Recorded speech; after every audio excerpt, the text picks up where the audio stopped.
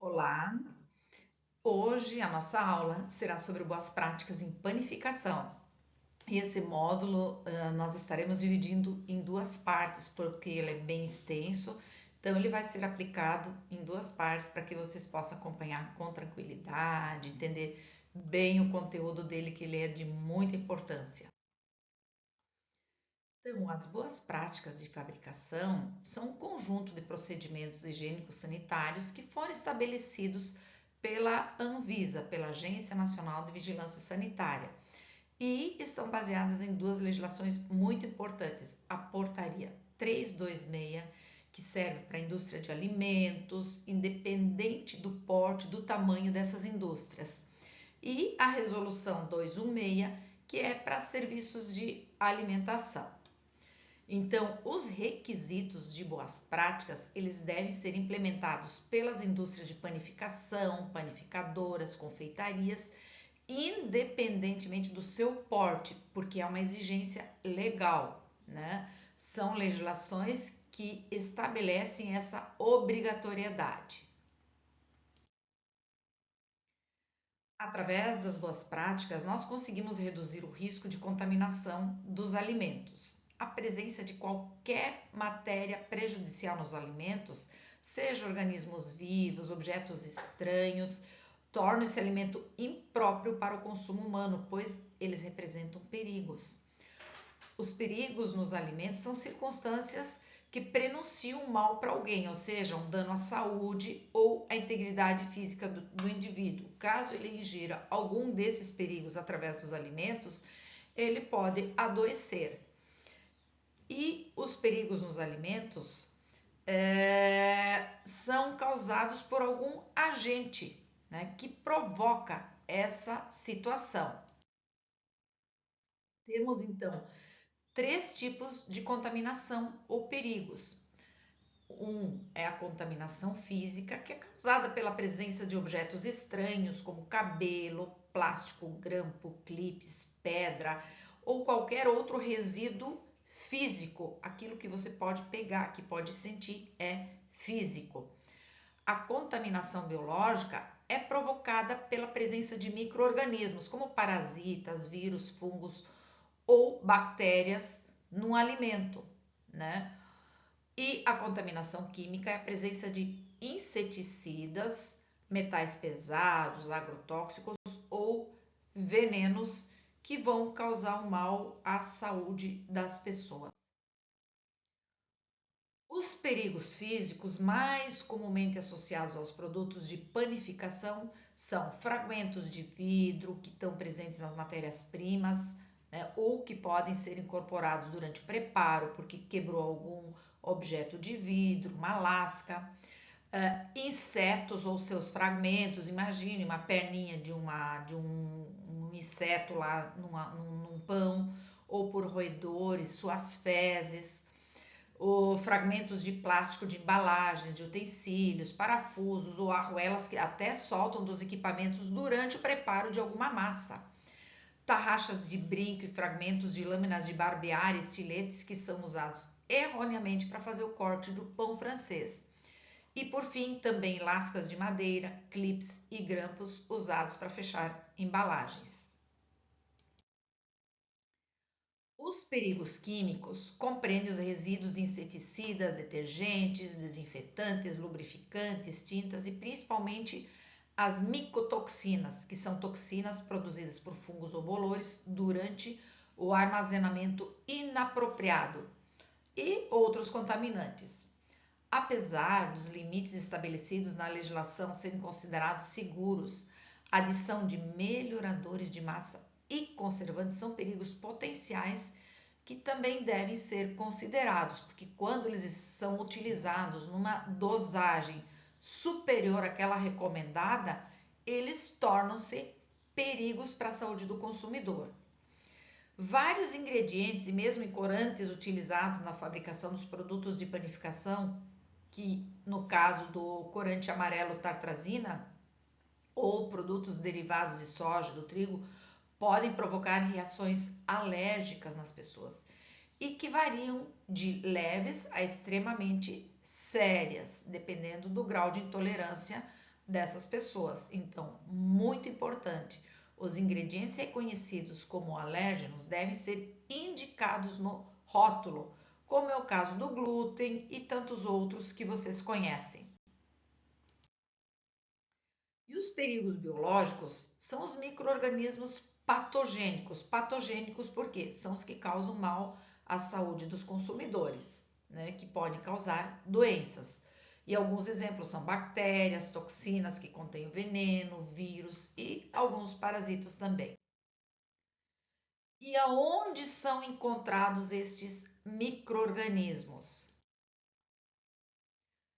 Nas indústrias de panificação, panificadoras, confeitarias, os mais importantes são: milhões de micro-organismos são encontrados na poeira e eles vêm muitas vezes de ambiente externo ou a gente traz no calçado e que vão se incorporando no alimento através da manipulação na hora que nós estamos durante o processo, até na nossa roupa, na nossa pele, nos nossos cabelos, eles podem estar armazenados e se nós não tivermos aquele cuidado com a nossa higiene, com a higiene pessoal que nós falamos lá no primeiro módulo, essas poeiras vão se incorporando ao alimento. O próprio ar também contém micro-organismos, né? Porque a gente tem o ar é um transporte pelo vento e esses micro-organismos são transportados para o nosso ambiente de trabalho e, por consequência, para os alimentos. E olha aí, onde mais nós temos focos onde os micro-organismos podem estar presentes? Piso, paredes, se não estiverem bem higienizados, eles também são um foco para contaminar os alimentos. A sujeira das paredes cai sobre os alimentos, a sujeira do piso através de partículas, do trânsito dos carrinhos, das pessoas caminhando, vai levantar micro-organismos que vão se alojar nos alimentos. Então, muito cuidado também com a limpeza de piso, paredes, certo? E, além disso, a água também é um importante meio de contaminação se ela não for bem tratada. Então, atenção à água que nós vamos utilizar tanto no preparo desses alimentos, como também na higienização dos utensílios. Muito importante, vamos observar isso aí. E olha aí, onde mais nós vamos encontrar micro-organismos? Vocês lembram daquele primeiro módulo que nós falamos da higiene, comportamento pessoal? Olha aí, é para eliminar todos os micro-organismos que nós, manipuladores, podemos estar passando para os alimentos. Então, olha só, no nosso cabelo existem micro-organismos através do ar, na boca, nariz, garganta, que são muito perigosos. No nosso intestino, se nós não tivermos uma boa higiene, nós também podemos passar por os alimentos esses micro-organismos. E as nossas mãos, a gente toca o cabelo, toca a boca, toca no nariz com as nossas mãos. E se elas não estiverem bem higienizadas, elas vão passar micro-organismos para os alimentos. E vocês lembram lá no processo de higienização das mãos, lá do primeiro módulo, e também aquela placa que tem sobre a pia de asepsia que mostra como higienizar as mãos? Olha aí a importância, é para que nós manipuladores não passemos esses micro-organismos através das nossas mãos para os alimentos. Também as nossas roupas, os nossos calçados, sapato de segurança, podem conter micro-organismos que vêm através da terra, do ar, né? E vão contaminar o piso e pelas partículas vão chegar até os alimentos. Por essa razão, a importância de não utilizar o nosso calçado para transitar do trabalho até a nossa casa ou vir de casa com o nosso calçado, com o nosso uniforme. Uniforme e calçado são exclusivos para o local de trabalho, para que a gente não traga contaminação por micro-organismos do meio ambiente para dentro do nosso ambiente de trabalho e não passe para os alimentos esses micro-organismos. Também as matérias-primas podem estar contaminadas por micro-organismos. Por essa razão, nós devemos ter muito cuidado em todas as etapas, desde o recebimento da matéria-prima, quando nós vamos usar principalmente proteínas, as carnes, se elas usadas em recheios, em sanduíches, e mesmo inspecionadas, às vezes a gente não consegue perceber a presença desses micro-organismos, eles não são visíveis a olho nu. Por essa razão, aquilo tudo que a gente já orientou, da temperatura, de cocção, de armazenamento, para evitar a multiplicação e também para que a gente consiga destruir ao máximo esses micro-organismos que são prejudiciais à saúde. Então a gente tem que cuidar com a procedência das carnes, se as carnes têm registro de CIF, CISB, CIE, SIM, que são os registros de órgãos veterinários para que a gente tenha garantia de que essa carne não tenha uma procedência clandestina. E outro caso importante, principalmente em confeitarias, é a parte de frutas, né, que devem ser sanitizadas. Peguem aí o caso do morango. Hoje já muitos morangos eles são cultivados aéreos em suspensos e não tem tanto contato com a terra, mas alguns ainda têm contato, são plantados direto ali na terra e vêm com essa sujidade. Então eles também devem ser sanitizados antes do uso. Tanto o morango como outras frutas que são usadas em recheio, então sempre sanitizar, não se usa nada sem fazer a correta higienização e sanitização para que a gente não contamine o alimento por completo. E ainda dentro da questão dos alimentos, onde mais nós podemos encontrar micro-organismos? No leite cru, né? Que pode conter esses micro-organismos, então nós temos que cuidar sempre com a fervura do leite. Hoje já temos muitos leites pasteurizados, mas por garantia, se pudermos ferver sempre, melhor. Ingredientes secos, as farinhas, principalmente quando elas não estão bem armazenadas, que elas criam bolor, mofo, umidade, ou se elas não estiverem armazenadas sobre estrados ou em prateleiras, então elas podem pegar a sujidade do piso. Temos que tomar este cuidado para não trabalhar com matéria-prima contaminada e contaminar o produto que nós estamos processando ou elaborando, né? E o outro cuidado que a gente tem que ter é que a gente não cruze matéria-prima para o preparo de alimento com produto acabado. Por quê? Nesse caso, a gente vai estar tendo uma contaminação cruzada, porque esses produtos, a matéria-prima muitas vezes não foi inspecionada ainda, ela não passou por sanitização, no caso de frutas, morangos, e se deixarmos do lado de produto acabado, estamos passando a contaminação de um produto que ainda não foi processado para um produto acabado. Então, isso chama-se contaminação cruzada.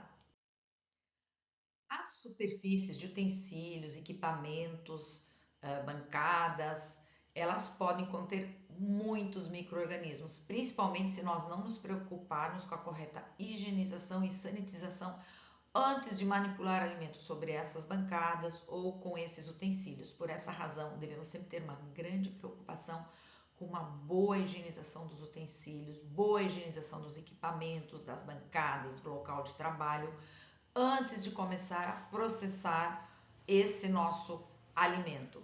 E lembrando vocês que existem duas etapas, que é a limpeza e a sanificação dos utensílios, equipamentos e bancadas.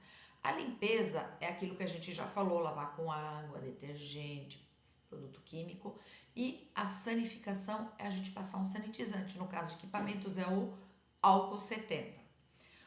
Outro foco de micro-organismos são roedores, insetos, pássaros e animais domésticos. Então devemos ter muito cuidado porque eles também podem trazer micro-organismos prejudiciais à saúde para dentro do nosso ambiente de trabalho e, por consequência, para o alimento. Então nós temos que ter cuidado, sempre manter portas fechadas, todas as aberturas, janelas fechadas ou com telas, né? Essa falta de cuidado de manter o ambiente isolado é que traz micro-organismos de fora para dentro. Então nós temos que realmente nos preocupar com esses insetos e roedores. Ah, uma mosca não vai fazer nada. Vai sim. Qualquer inseto traz sujidade, ele pousa e a gente não está nem percebendo quando ele pousa sobre a bancada, sobre o alimento e deixa seus ovinhos que contêm micro-organismos ali nesse ambiente. Então temos que tomar bastante cuidado. E de que forma esses alimentos ficam contaminados? Existe uma forma que isso acontece, né? Essa contaminação é a entrada realmente de micro-organismos, substância química ou objetos estranhos nos alimentos. Como isso acontece? Tem algumas formas. Primeiro, do ambiente para o alimento, que é através da poeira, isso que a gente falou, das partículas que vão se instalar ali.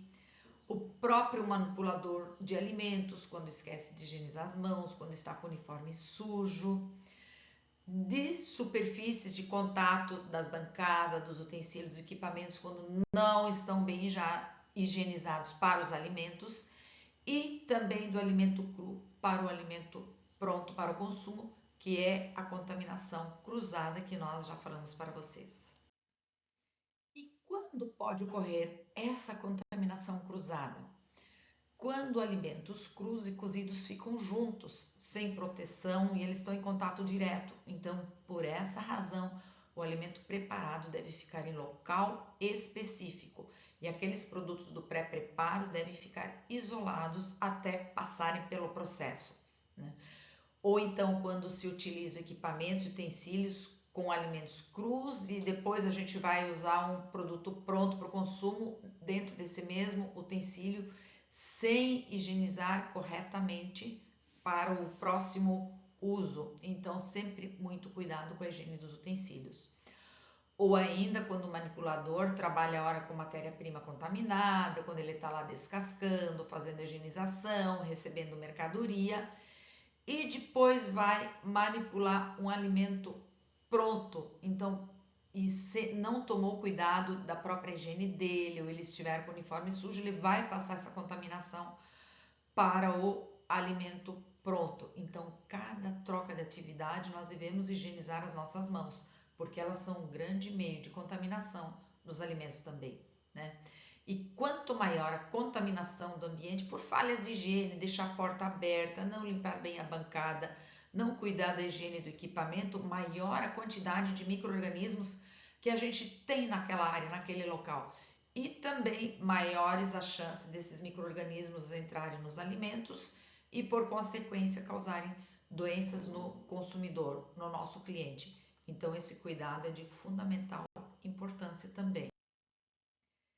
E de que forma nós podemos evitar que os micro-organismos cheguem aos alimentos? Então, a contaminação por perigos biológicos, que são esses micro-organismos, né, pode ser evitada trabalhando com matérias-primas, ingredientes, embalagens de boa qualidade, que a gente conheça a procedência.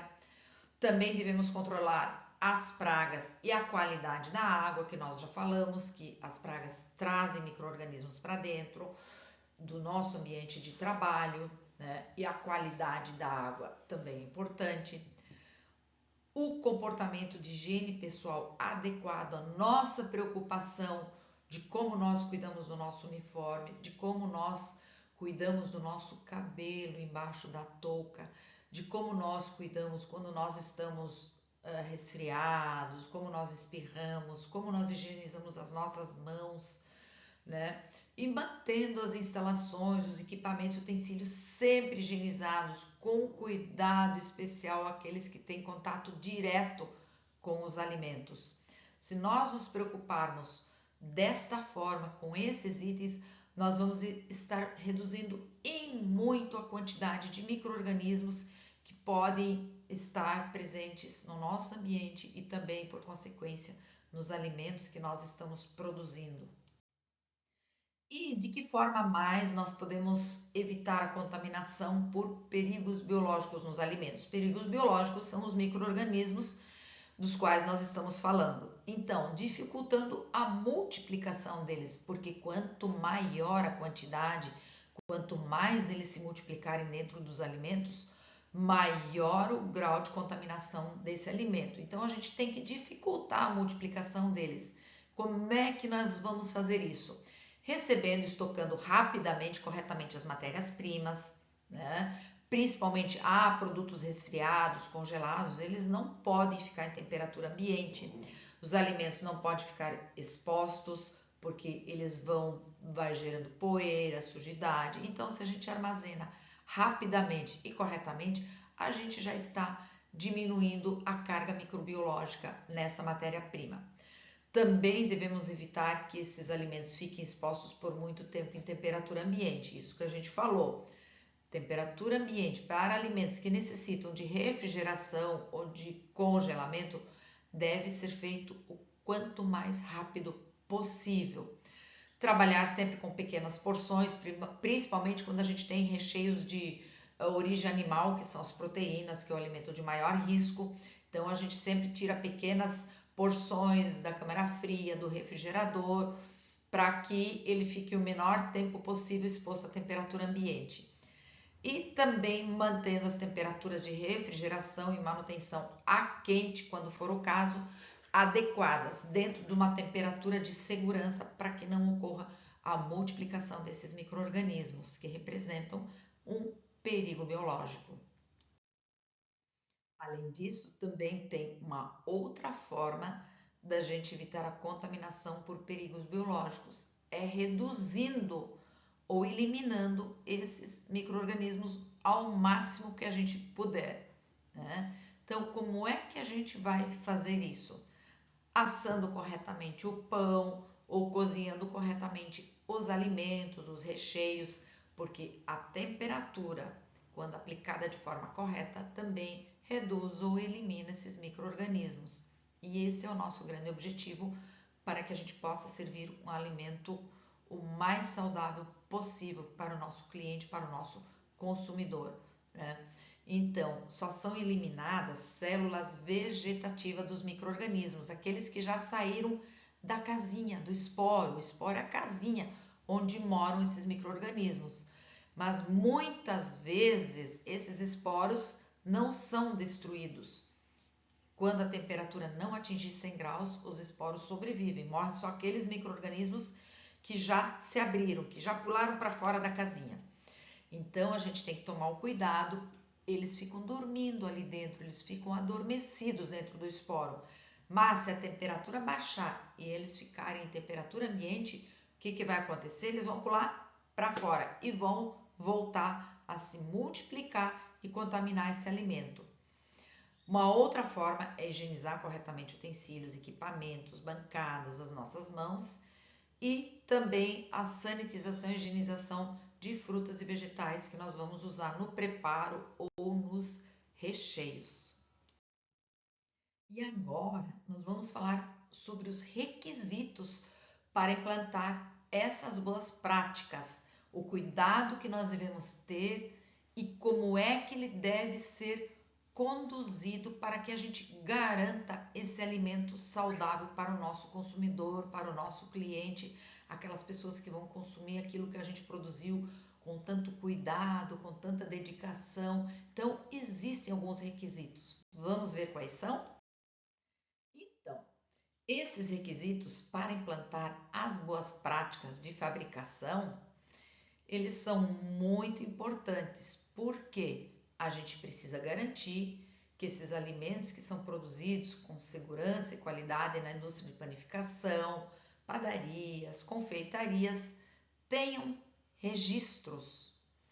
Então, e quais são esses registros? São os procedimentos operacionais padronizados, os POPs, que muitos de vocês já ouviram falar.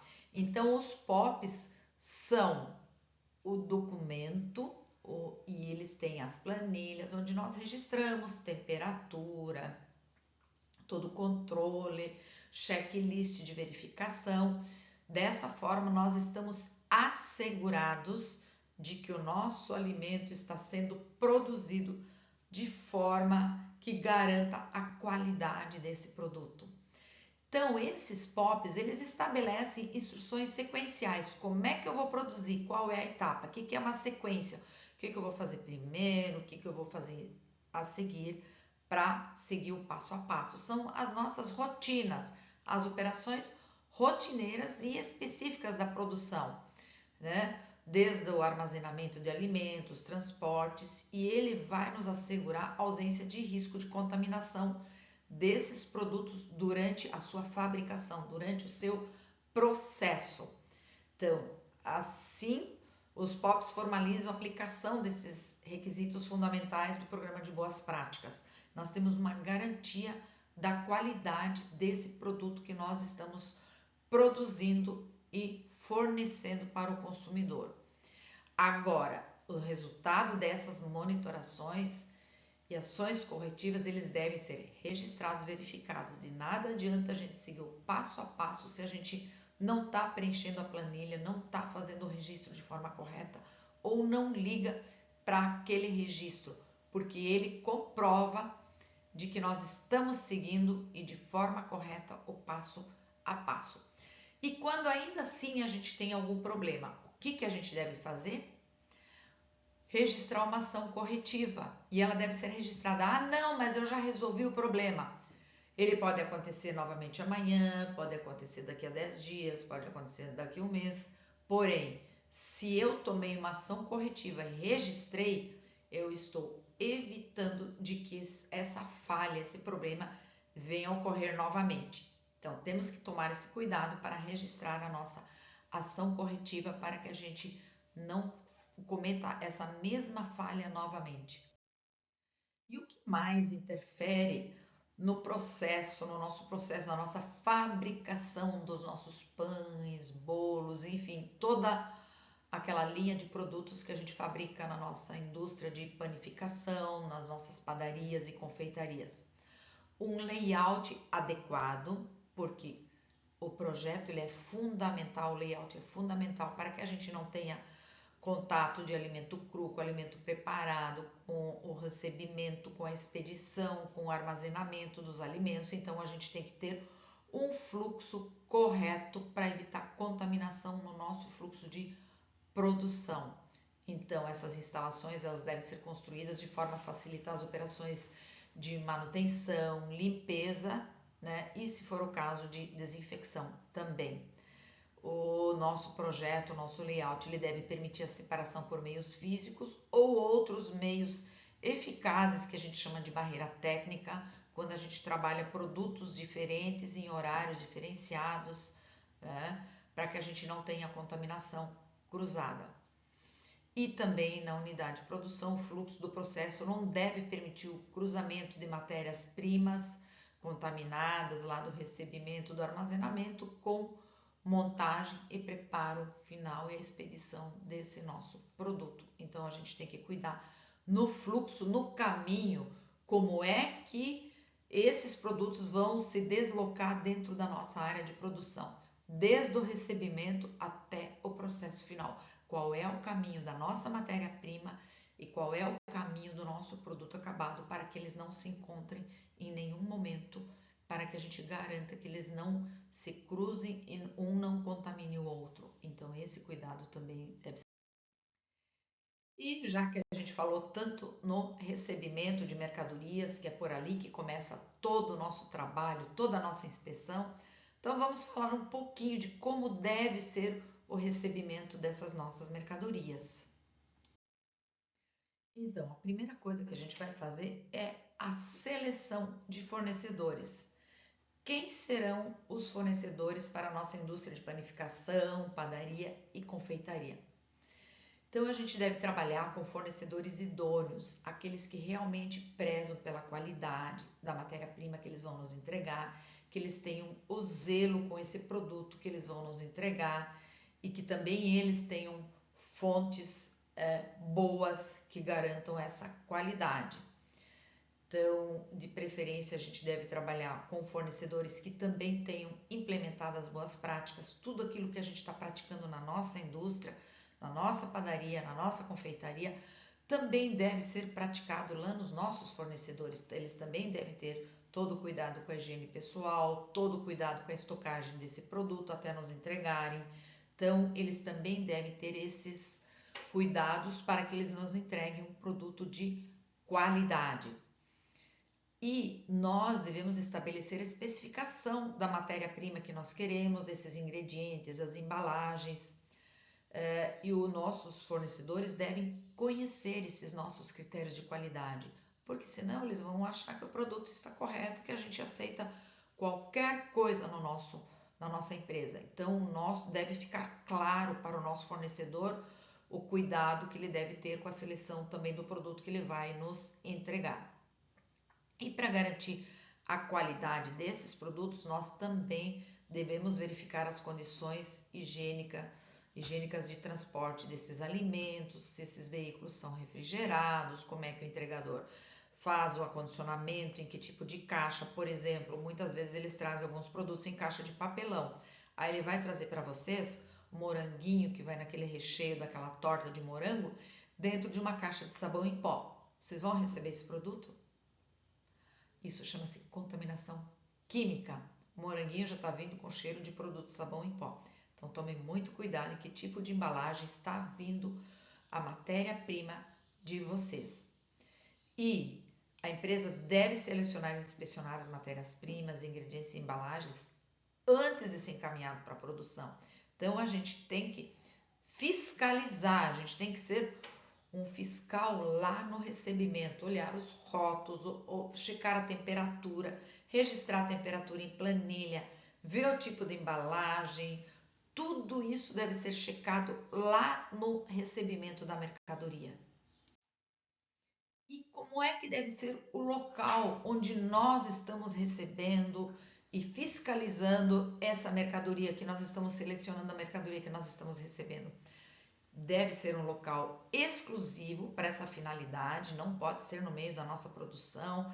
O entregador não pode circular dentro das nossas áreas de produção, não é ele que vai levar lá dentro do nosso estoque, e sim nós, porque ele não está com o uniforme correto, ele veio de meio externo, então o entregador da matéria-prima não pode levar, não pode acessar dentro das nossas áreas de produção, e nem ele levar o fardo, ele levar a caixa lá dentro do nosso estoque, dentro da nossa câmara fria. Nós devemos ter um local limpo, próprio para o recebimento, e checar essas mercadorias e sempre colocar essas mercadorias sobre estrados ou sobre bancadas desde o recebimento. Então nós temos que ter esses estrados disponíveis, porque senão o próprio entregador vai descarregando lá do veículo dele, da Fiorino dele, do caminhão dele, largando as caixas ali no chão, largando os sacos ali no piso, e nós já estamos também no nosso local de recebimento contaminando esse produto. Então, muito cuidado no recebimento e na orientação desse entregador para que ele também atenda às normas de segurança desse produto já na entrega. Um outro aspecto muito importante é quando nós estivermos avaliando essa mercadoria, quando nós estivermos passando a lupinha ali, fiscalizando esse produto, se tiver um produto que não atenda às normas de segurança desse alimento, ou a gente devolve ele imediatamente, ou mantém ele segregado. O que é manter segregado? Separado e identificado para posterior devolução.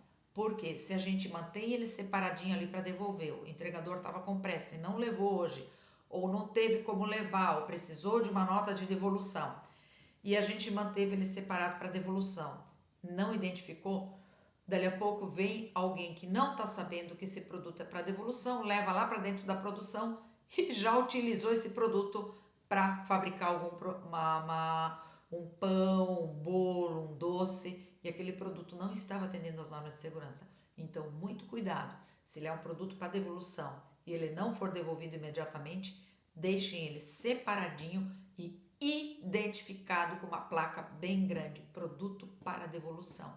Isso é de fundamental importância.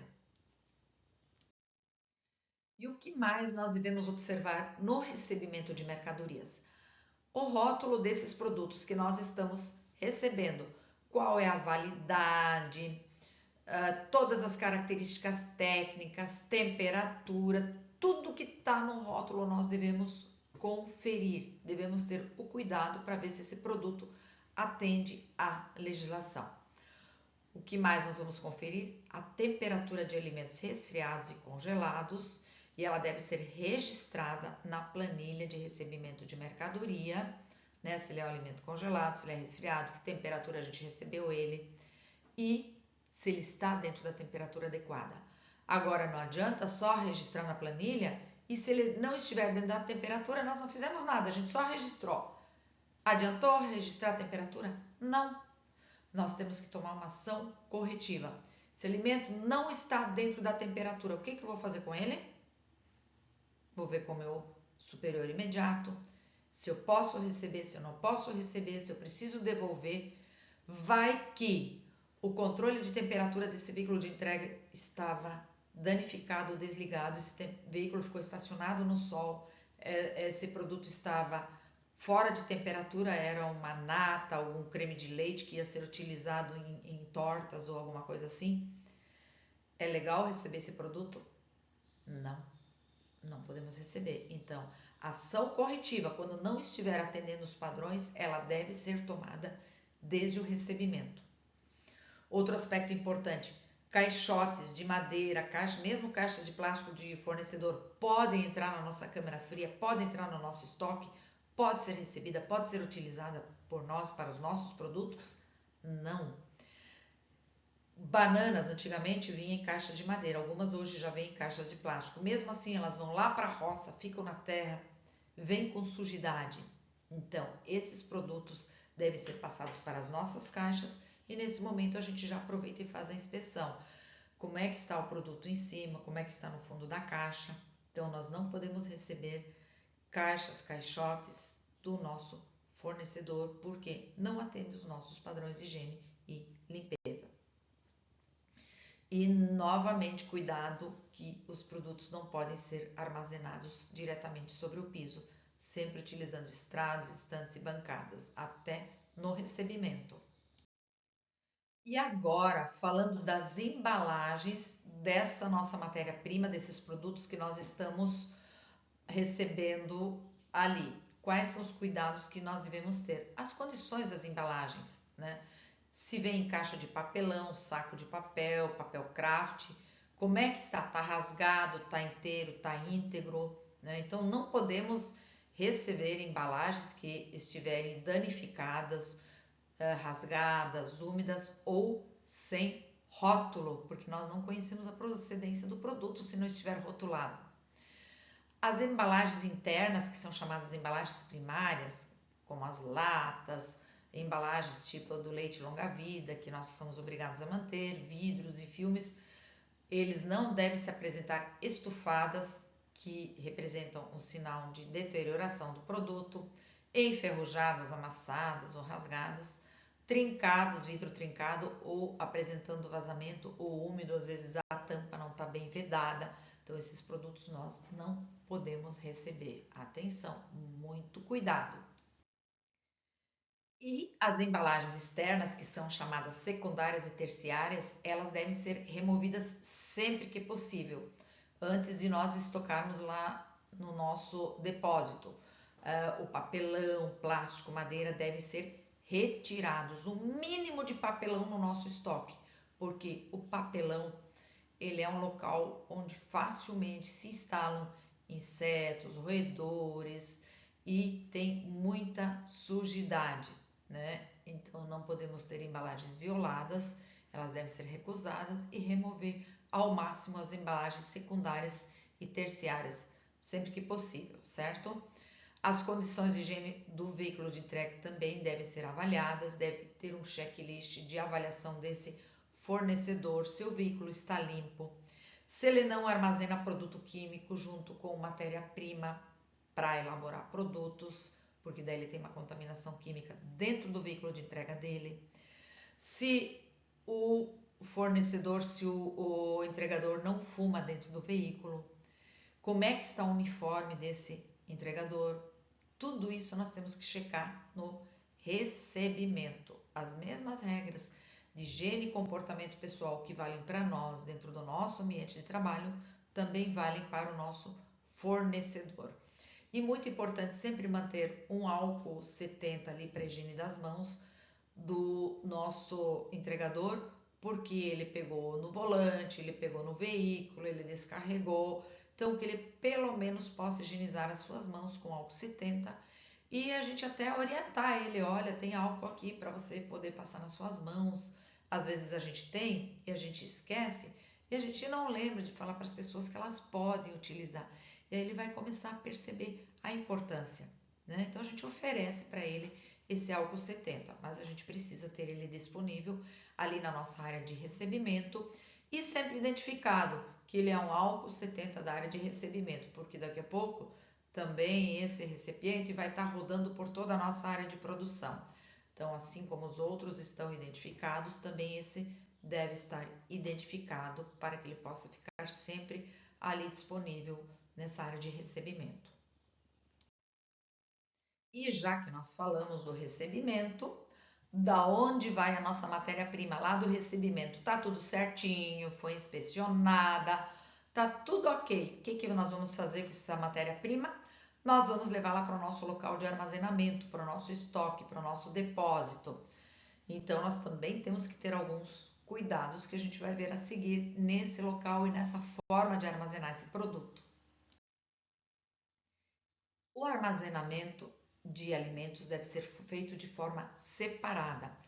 Produtos de material e limpeza, detergentes, sabão, sanitizantes, são todos produtos químicos e eles podem causar contaminação química se armazenados junto com os nossos produtos secos ou com os descartáveis. Então, eles devem ser armazenados separadamente no espaço que normalmente a gente chama de DML, depósito de material de limpeza. Lá vão ficar rodos, vassouras e todos os produtos químicos que nós usamos para higiene e limpeza do nosso espaço físico, dos nossos equipamentos, dos nossos utensílios. Então, embalagens devem ser armazenadas separadamente, os produtos secos em separado, a farinha de trigo em separado, porque ela é um produto pulverento, ele gera pó, pulverento é pó.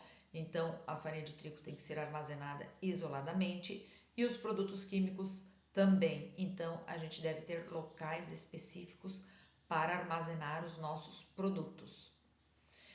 Todos esses produtos devem ser armazenados ou mantidos sobre pallets, os estrados, estantes, prateleiras, nunca diretamente sobre o piso.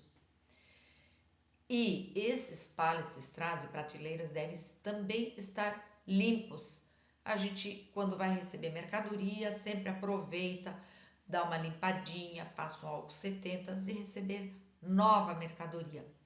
E uma outra coisa de extrema importância para a gente manter a qualidade do nosso produto estocado são as distâncias de armazenamento. A gente deve manter a 30 centímetros do piso, afastado 10 centímetros das paredes e a 60 centímetros do teto. Por que isso? Do piso é porque não devemos tomar um cuidado para aquelas partículas quando a gente caminha, transita ou passa com o carrinho, não levem poeira para o alimento. Então, 30 centímetros para que a gente possa manter uma distância do piso, uma distância que não vai contaminar esse alimento através do pó. 10 centímetros das paredes por causa da umidade, principalmente em dias de chuva, no inverno. As paredes elas podem ter umidade, então afastar a 10 centímetros das paredes para evitar que o nosso alimento não pegue, não capte a umidade das paredes. E a 60 centímetros do teto, da altura, por causa do calor, para que a gente tenha uma boa ventilação desse produto, porque senão o calor também pode danificar, o calor que provém da cobertura pode danificar essa nossa matéria-prima, a gente pode perder na qualidade desse produto. Então, esses cuidados no distanciamento, eles também são muito importantes para que a gente preserve a qualidade do produto. Aquele produto que a gente recebeu, que a gente fiscalizou, agora a gente tem que manter ele com cuidado para que ele continue preservando aquela qualidade que a gente observou lá no recebimento. E como é que nós vamos manter as condições desse alimento? Como é que nós vamos preservar a qualidade dele lá no nosso estoque? Então, nós temos 3 condições de temperatura. Sob congelamento, quando os produtos devem ser armazenados uma temperatura, ela deve ser igual ou inferior a 18 graus negativos. Então, meu produto congelado, para que ele mantenha as características dele, nosso equipamento tem que estar calibrado, nossa câmara, nosso freezer a menos 18 ou abaixo disto. Quando é um alimento resfriado, que vai ficar em geladeira ou em câmara de resfriamento, esse alimento deve estar armazenado a uma temperatura inferior a 5 graus. Então, se a minha temperatura de geladeira de câmara fria estiver a 7, 8, 10 graus, a gente vai estar conseguindo preservar a qualidade desse produto? Não. Por essa razão, nós temos aquela planilha de registro de temperatura de equipamentos e ela deve ser observada diariamente, porque uma falha na temperatura já vai prejudicar, já vai danificar a qualidade desse produto. E nós também temos produtos que vão ficar armazenados a temperatura ambiente, que são os alimentos não perecíveis que estão lá no nosso estoque de secos e que deve ficar na temperatura orientada pelo fabricante. Se vocês olharem na rotulagem, no rótulo, sempre tem preservar a temperatura tal. Então, não adianta a gente não cuidar também da temperatura do nosso estoque de secos, que ela deverá ser no máximo de 26 graus centígrados. Tem lugares regiões onde a temperatura é muito elevada. Então, a gente tem que cuidar com a ventilação desse estoque para renovar o ar e para reduzir a temperatura dessa área de estocagem. Porque se eu tiver uma temperatura de 35, 40 graus dentro da nossa área de estocagem do trigo, dos nossos secos, nós tivermos chocolate armazenado lá, uma temperatura de 35, 38 graus, como é que vai ficar esse produto? Vai ficar afetado. Então, 26 graus é a temperatura ou menos ideal para a nossa área de estocagem de gêneros secos. Temperatura ambiente, mas não uma temperatura elevada. E aí vamos para um ponto muito importante também, que são as embalagens dos produtos que nós fabricamos, que nós produzimos, que nós vamos embalar para oferecer ao nosso consumidor, ao nosso cliente. E muitas vezes a gente vê na área de produção embalagens, pacotes plásticos, jogadas em qualquer canto, pegando pó, pegando sujeira. Então não adiantou todo aquele cuidado com a matéria-prima se nós não estamos cuidando com as embalagens desse produto. Então, essas embalagens também devem ser mantidas em uma área limpa, organizada e principalmente seca. Elas devem estar protegidas contra poeira, contra produtos de higienização. A própria farinha, junto com a umidade, ela é o meio da multiplicação dos esporos, dos micro-organismos. Bolores, bactérias vão pegar aqui na nossa embalagem. Então, nós temos que cuidar muito para não contaminar o nosso produto com a embalagem, que nós não estamos cuidando como nós armazenamos, deixamos jogado em qualquer canto, em qualquer prateleira, em qualquer estante. Então, atenção! As nossas embalagens também devem estar protegidas para que elas sejam seguras para embalar os alimentos que nós produzimos com tanto cuidado. E os materiais descartáveis, eles devem estar em suas embalagens primárias para que a gente não contamine. Então, ou a gente tem uma caixa com tampa vedada para guardar nossas embalagens, ou a gente deixa um invólucro. Agora, não deixar pacotes soltos em qualquer lugar, caindo pelo chão. Temos que tomar realmente o cuidado com essas embalagens para não estarem sendo contaminadas na nossa área de produção. Pega, retira do estoque somente a quantidade de embalagens que vocês vão utilizar. Deixa o restante guardadinho. Não utilizou, guarda numa caixinha com tampa para utilizar no dia seguinte, mas não deixa jogado em qualquer canto a sobra e não tira muita quantidade, nem que você vai tirando aos poucos aquilo que vai utilizando para que consiga utilizar o máximo que tirou do estoque e que não contamine esse produto antes da sua utilização.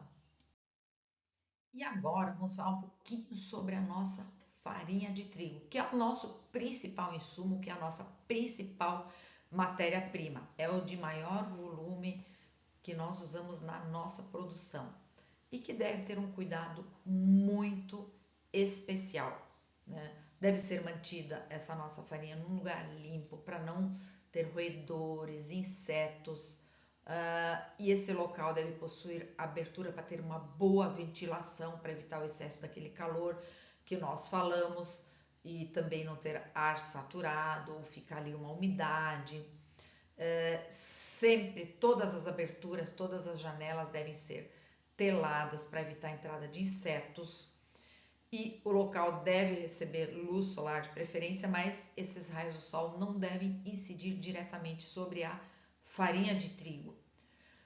As paredes e piso devem ser impermeabilizados, isso já se prevê lá na obra, lá no início, para evitar a transferência de umidade para essas sacarias. E além disso, lembrando que sempre sobre estrados, esse nosso trigo, esse nosso estoque de farinha de trigo deve estar provido de estrados. E o que mais nós devemos observar nesse nosso estoque da farinha de trigo? Olha só, pilhas muito grandes vão danificar o produto. Então, essas pilhas devem ter no máximo 25 sacos de altura, com lastros, né, disposição horizontal dos sacos de até 10 sacos, porque senão a gente vai fazer uma área muito grande e vai dificultar a ventilação. Então, na lateral 10 sacos e na altura 25 sacos no máximo, e daí sempre um espaço para ventilação ali no meio. Pilhas com laço muito grande impedem essa ventilação, arejamento do produto e vai criar mofo, bolor, né? Então, esse cuidado é de extrema importância. E alturas maiores de 25 sacos favorece a compactação. O produto fica muito compacto, ele fica aglomerado, dificulta a ventilação e pode até criar, empelotar essa farinha de trigo. Então, por isso que a gente não, acima de 25 sacas vai criar um peso que é prejudicial para a nossa farinha de trigo, né? E novamente a temperatura ambiente ideal nesse espaço também é no máximo de 26 graus centígrados. Cada grau de temperatura acima dessa, ele vai se tornando prejudicial para esse produto, para essa nossa farinha de trigo ali armazenada. Bem, nós já falamos do recebimento, já falamos da estocagem do nosso produto, e agora para onde vai esse produto quando ele sai do estoque? Ele vai para a nossa área ou de pré-preparo ou para o preparo, onde nós devemos continuar com os cuidados para que nessa etapa nós também não acabemos contaminando esse produto. No pré-preparo e preparo, novamente vem aquele cuidado para que a gente tenha um fluxo linear, sem cruzamento de atividades, áreas separadas ou por barreira física ou por barreira técnica. Barreira técnica é eu preparar o produto num horário, depois higienizar a bancada, o espaço todo e depois trabalhar com outro produto. Se eu não tenho espaço físico separado, então eu trabalho com a barreira técnica.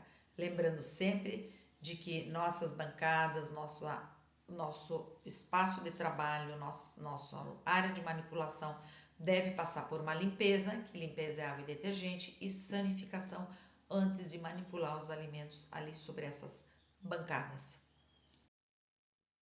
E quais os cuidados que nós devemos ter no preparo dos nossos produtos? Na produção de pães, o balanceamento dos ingredientes é uma operação muito importante para a padronização do produto que nós estamos fabricando, que envolve a transformação em percentagem de todos os ingredientes usados na formulação desse nosso produto. Então, a relação dos ingredientes parte do produto de maior quantidade para o de menor quantidade. No caso de todos os produtos de panificação, padaria, confeitaria, qual é o principal produto nosso? Qual é o ingrediente de maior quantidade que nós utilizamos? É a farinha. Então, a farinha é o ingrediente principal. Na etapa de pesagem, a gente deve seguir criteriosamente a formulação desses ingredientes, usar utensílios higienizados e dessa forma o que a gente vai evitar? O desperdício, né? A empresa não vai ter perdas. Se a gente não tomar esses cuidados, o custo desses produtos vai aumentar, vai diminuir o lucro da empresa e também vai descaracterizar o produto final, ou seja, cada dia a gente tem um produto com uma textura diferente, uma cor diferente, um sabor diferente. O cliente gosta disso? Não. Nós temos que fidelizar o nosso cliente pela qualidade do nosso produto e que ela sempre preserve essas características desse alimento, né? Então o cliente vem hoje, compra o pãozinho nosso, ele tem aquele sabor, aquela característica, aquela textura.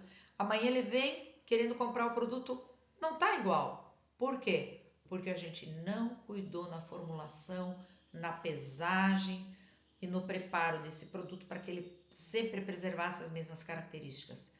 Então, fundamental importância também é preservar essas características através desse cuidado da pesagem, do percentual de cada produto.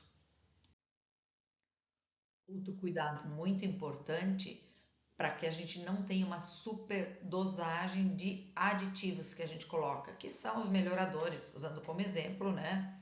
E uma falha ali pode sim acarretar danos à saúde do nosso cliente, do nosso consumidor, que ao invés de ser um melhorador, um produto que a gente adicionou, ele acaba sendo um perigo químico potencial. Então, isso é uma responsabilidade muito grande quando a gente adiciona algum aditivo à nossa matéria-prima, ao nosso produto, para que ele não se transforme num perigo químico.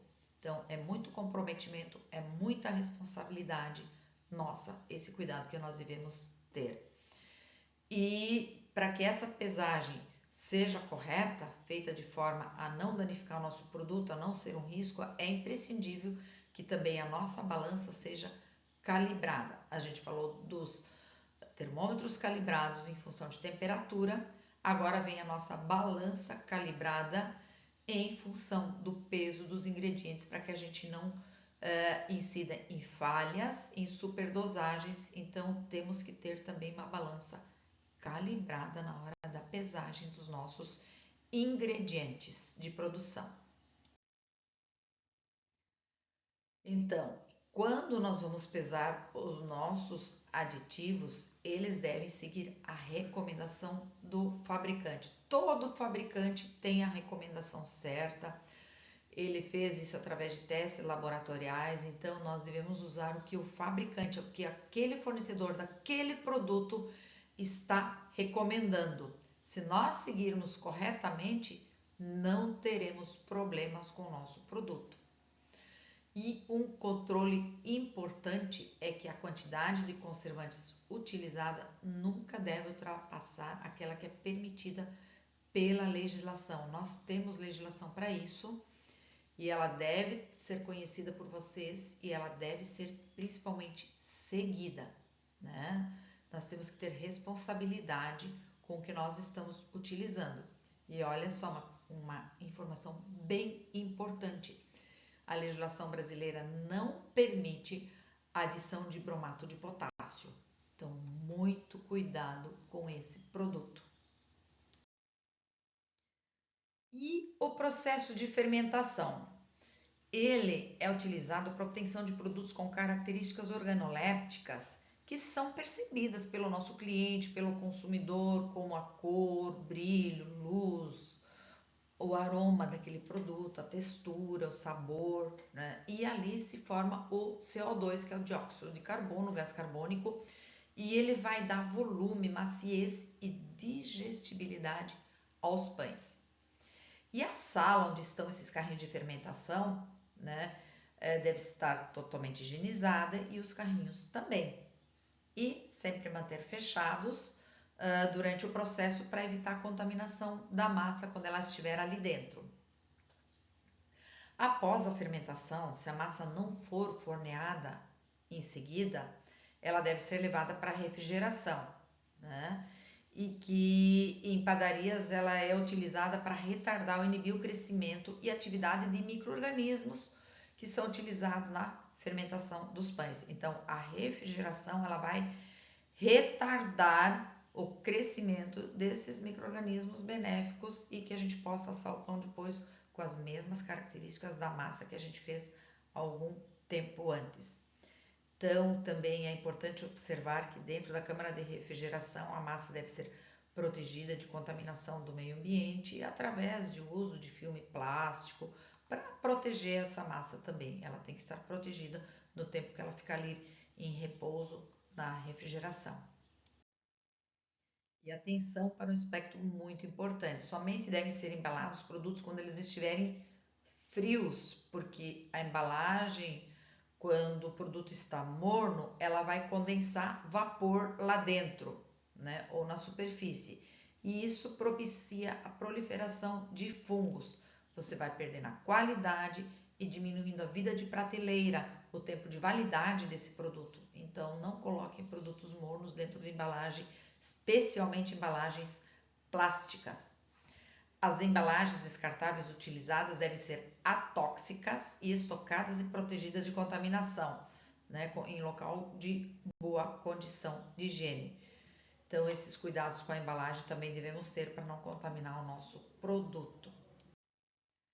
Ainda no preparo dos alimentos, se nós temos alimentos crus, manipulados, parcialmente cozidos ou prontos que nós vamos guardar no nosso refrigerador ou no congelamento, eles devem estar identificados com uma etiqueta, tem um modelinho aqui embaixo, com no mínimo o nome do produto, data do preparo, validade, e coloque também o nome do responsável, porque se alguém tiver alguma dúvida sobre esse produto, como ele foi feito, quiser conversar com a pessoa, tá ali quem embalou, quem armazenou esse produto. E quando alterada apenas a embalagem, sempre manter o lote e o fornecedor desse produto, porque às vezes a gente abriu a embalagem e troca de embalagem. Então não esqueçam de colocar o número do lote e o nome do fornecedor para saber a procedência desse produto que está ali armazenado. E as temperaturas de armazenamento de produtos congelados e resfriados também devem seguir as recomendações do fabricante, que sempre estão indicadas ali no rótulo. Sempre, se vocês olharem a embalagem, vocês vão ver que existe essa recomendação do fabricante, do fornecedor. E existe uma legislação que estabelece algumas temperaturas para conservar esses alimentos e prazos de validade para alimentos embalados a vácuo, alimentos resfriados e alimentos congelados, quando não houver a informação do fabricante. Então, primeiro você segue a informação da embalagem, onde o fornecedor falou da temperatura e o prazo de armazenamento desse produto. Não tendo essa informação, vocês seguem essas tabelas aí que estarão na unidade de vocês para que vocês tenham uma orientação de temperaturas. E os produtos secos? Qual é o prazo de validade, né? Sempre, se eu abrir uma embalagem de um produto, ele vai mudar o prazo de validade. Será 30 dias ou conforme recomendação do fabricante. Muitas vezes na embalagem está pós-aberto tantos dias de validade. Não tendo essa informação, passa a ser 30 dias de validade. Por essa razão, novamente, está ali a etiqueta que nós devemos utilizar para identificar esse novo prazo após aberto o produto. E se chegar um produto congelado e passar por processo de corte ainda congelado e nós formos embalá-lo a vácuo, ele mantém o prazo de validade do fornecedor e deve também ser etiquetado com as informações do produto, data do preparo e validade com essa mesma etiqueta aí.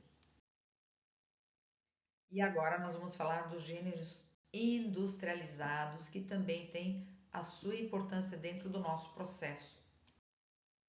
E falando dos gêneros industrializados, como é que é a forma de consumi-los? Primeiro que vence, primeiro que sai. Então, sempre olhem o prazo de validade do produto de vocês, que está no rótulo. O que vence antes é o primeiro que eu vou utilizar. E o PEPS, primeiro que entra, primeiro que sai. No caso de hortifrutos, eu recebi um morango ou um tomate na sexta-feira e vou receber outro lote na quarta. Qual uso primeiro? Aquele que entrou primeiro, provavelmente o grau de maturação desse produto é maior. E verificar sempre se o gênero sofreu algum dano durante o armazenamento para que não esteja comprometido sua integridade e que vá torná-lo impróprio para consumo. Uma embalagem aberta pode ter tido um roedor no nosso estoque, ou uma lata furada que furou, então esse produto deve ser descartado. Outro cuidado muito importante naqueles produtos que nós vamos armazenar no nosso estoque é que, se ele veio com alguma sujidade, alguma poeira na embalagem lá do nosso fornecedor, que a gente limpe ele com um pano descartável, passe um álcool 70, né? E mesmo antes de utilizar as latas, vidros, a gente também lembre de higienizar, porque pode pegar uma poeira, pode pegar uma sujidade durante o tempo que ele ficou no nosso estoque. E nós já falamos sobre os procedimentos que garantem uma produção segura de alimentos. E agora a gente vai exemplificar um pouquinho para vocês, para que facilite o entendimento e que a gente consiga, de fato, implementar as boas práticas na nossa produção, no nosso espaço de trabalho. Utensílios sempre limpos, bem guardados, protegidos, não vão contaminar os alimentos. Se eles estiverem limpos e bem armazenados, não ficarem jogados em cima de bancada, pegando pó, pegando sujeira, eles vão garantir uma produção segura porque estão armazenados adequadamente. Então, as nossas facas de corte também devem ser higienizadas, todos os utensílios, preferencialmente separadas com cabos de cores diferentes por setores, e devem ser sanitizadas também. Só que onde ocorre a contaminação em facas de corte? Normalmente ali onde existe a conexão do cabo com a lâmina, ali se instalam micro-organismos. Então a lâmina a gente não precisa sanitizar porque ela vai perder o fio, ela é fácil de higienizar. Mas os cabos, onde a gente pega com a mão, onde manipula e onde tem a divisão do cabo com a lâmina, é o local onde se instalam micro-organismos e deve estar sempre sendo sanitizados. O mesmo serve também para nossas placas de corte, que elas também podem ser um foco de contaminação. Então, se pudermos ter placas de cores diferentes para alimentos específicos e sanitizá-las diariamente ou após cada uso, é muito importante. A higiene dos utensílios sempre deve ser efetuada com detergente próprio, com registro na Anvisa, e com água e alguma esponja, e depois devem ser sanitizados com álcool 70 e deixar secar naturalmente. Não adianta passar um pano por cima do álcool, que você vai estar contaminando aquela bancada novamente. E atenção, aquelas pias de asepsia das mãos não devem ser utilizadas para a higienização de alimentos, de utensílios, elas são exclusivas para a higiene de mãos e devem estar abastecidas, sim, de sabonete bactericida, do álcool 70 e do papel toalha 100% celulose. Caixas com pães, bolos ou outros produtos panificados e confeitados não devem ser colocados diretamente sobre o piso, sempre sobre estrados ou caixas de plástico vazias ou sobre bancadas, tá certo? Também temos alguns procedimentos que vão nos garantir uma produção segura de alimentos, né? Caixas vazadas e fechadas devem ser sempre higienizadas e sanitizadas com álcool 70. Caixas organizadoras com tampas para armazenar os utensílios de produção. As lixeiras, que devem ter tampas acionadas por pedal, sempre estar revestidas com sacos de lixo, que deve ser recolhido após o término de cada atividade, quando ele estiver cheio, não deixar o lixo acumular de um dia para o outro, né? Evitar que o peso, o volume de lixo dentro desse saco ultrapasse os 20 quilos, porque ele pode arrebentar na hora de tirar esse lixo.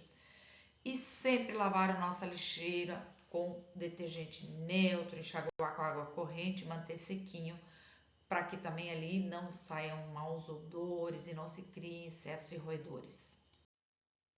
Fundamentalmente, a higienização é composta de duas etapas, né?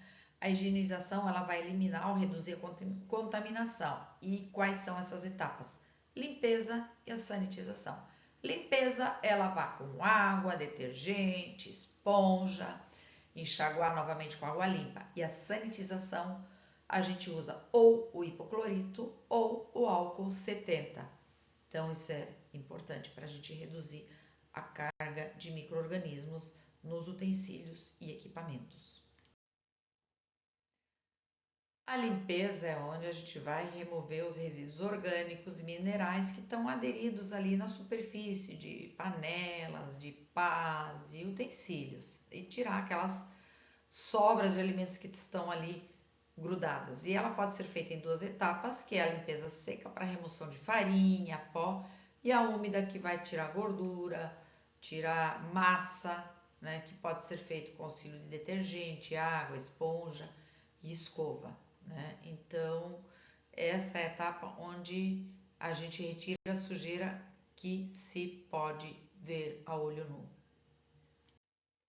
Já a sanitização, quando utilizamos o álcool 70, é para remover os micro-organismos, aqueles que a gente não enxerga a olho nu, né?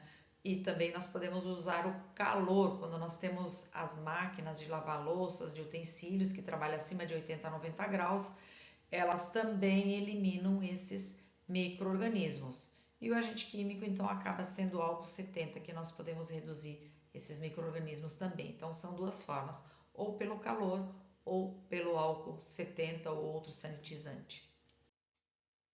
E uma informação muitíssimo importante: todos os produtos que nós utilizamos em nossa indústria de panificação, padaria e confeitaria devem ser registrados ou notificados na Anvisa ou no Ministério da Saúde, porque não podemos utilizar produtos domésticos, detergente de lavar louça, que boa, soda nem pensar, que são perigos químicos, e se houver alguma contaminação, algum problema de saúde do nosso consumidor, a responsabilidade é grande. Então, somente produtos aprovados na Anvisa ou no Ministério da Saúde.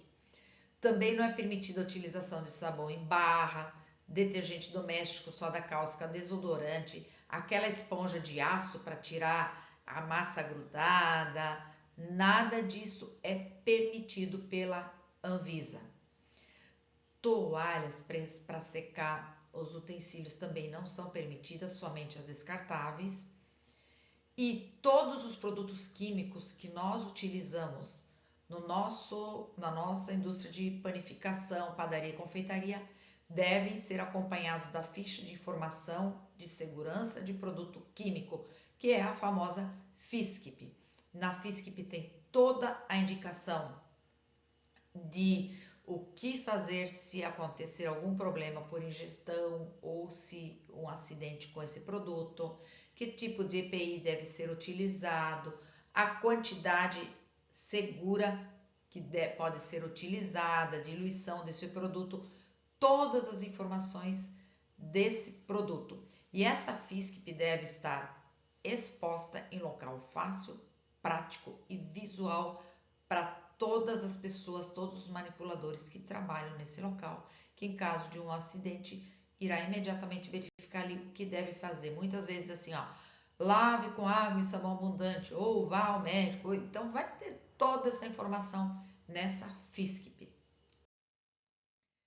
E alguns cuidados também importantes que devemos ter com esses produtos químicos. Eles sempre devem estar identificados, né? Principalmente se a gente colocar em algum borrifador, colocar uma etiqueta com o nome do produto, do fabricante e o setor que utiliza. Então, esse cuidado é muito importante. Manter todos os produtos químicos sempre fechados para evitar algum acidente ou contaminação de alimentos, né? Não utilizar embalagem de matéria-prima como baldinho de creme de leite, requeijão para transportar esses produtos químicos, né?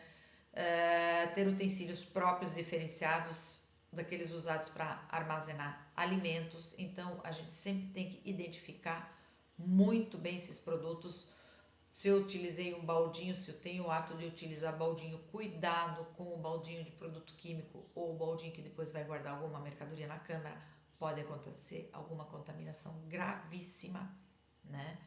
Esses produtos armazenados, esses químicos, sempre em local fechado, identificado, afastado de produtos alimentícios e sempre orientar todo o nosso time, todos os nossos funcionários, disponibilizando no local de trabalho as instruções, os procedimentos de higiene, né? E principalmente enfatizando a diluição e o enxágue adequado dos utensílios após utilizar esses produtos químicos. Um outro cuidado que nós devemos ter é ter materiais exclusivos por áreas. Aquele rodo, aquela vassoura, aquele pano que eu passei na minha área de produção não pode ser o mesmo que eu utilizei para limpeza de banheiros, de vestiários, de sanitários ou da área de salão onde o público caminha, porque eu estou trazendo a contaminação de micro-organismos do vestiário, dos banheiros para dentro da minha produção, ou até do cliente, do salão do cliente para dentro da minha produção. Então, pelo menos a gente ter todos esses materiais em separados e principalmente identificados. E quais são as garantias que nós devemos dar? A integridade e a qualidade dos alimentos transportados, impedindo a contaminação e a deterioração desses produtos, que o compartimento de transporte de alimentos seja revestido de material liso, resistente, impermeável, atóxico e lavável, que os veículos não mantenham o transporte no mesmo compartimento alimentos prontos para o consumo ou produtos que possam contaminá-los ou corrompê-los, exceto se os produtos estiverem embalados em recipientes hermeticamente fechados, impermeáveis e resistentes. Isso vale tanto para nós que fornecemos um produto ou para o nosso fornecedor que venha fazer alguma entrega para nós.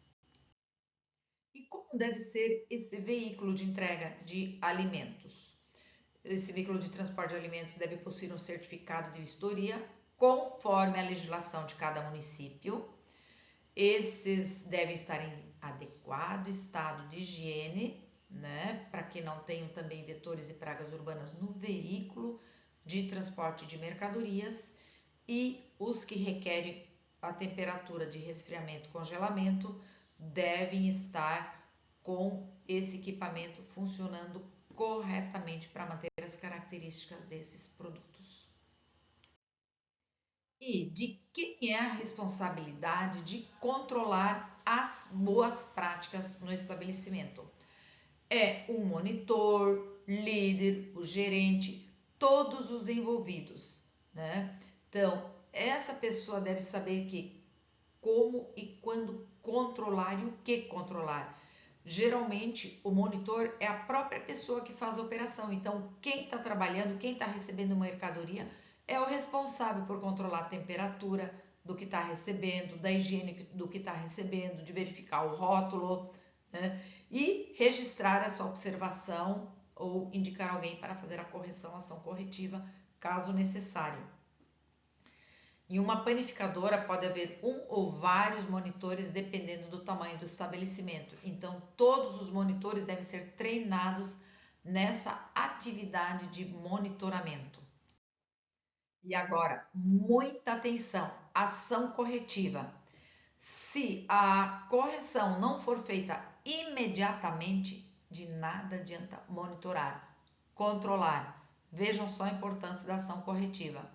Então, vamos reforçar aqui. Correção é ação para eliminar uma não conformidade que a gente identificou. E para que ela não se repita, a gente deve aplicar uma ação corretiva. Ela vai eliminar a causa da não conformidade e que outra vez ocorra essa situação indesejável. As ações corretivas, essas correções, elas devem ser registradas. A importância do registro é fundamental, porque aquilo que não é registrado não é visto, não é percebido, não é corrigido.